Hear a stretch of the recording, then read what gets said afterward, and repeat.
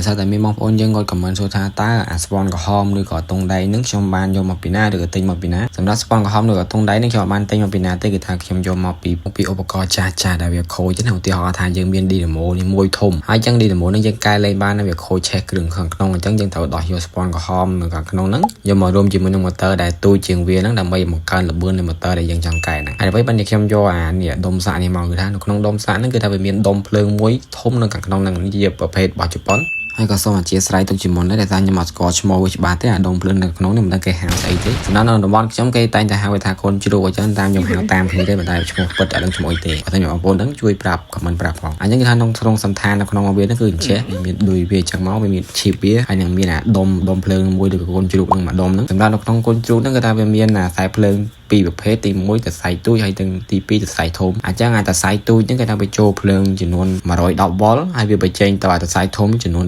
12វ៉ុលអញ្ចឹងសម្រាប់នៅប្រទេសជប៉ុនគេប្រើភ្លើងចំនួន110វ៉ុលអញ្ចឹងគេប្រើភ្លើងដូចនៅខ្មែរយើង220វ៉ុលទេគេប្រើភ្លើង110វ៉ុលដោយសារតែគេគិតពីសុខភាពប្រជាជនគេជាចម្បងអញ្ចឹងគេថាភ្លើង110វ៉ុលហ្នឹងវាអត់មានបញ្ហានៃការឆក់ដល់ស្លាប់នោះទេមិនមែនថាគេប្រើភ្លើងខ្ពស់ទេដោយសារតែនៅតាមផ្ទះហ្នឹងគេប្រើភ្លើងទាបៗទេក្នុងក្រុមហ៊ុនឬក៏រោងចក្រគេប្រើភ្លើង3ហ្វាឬក៏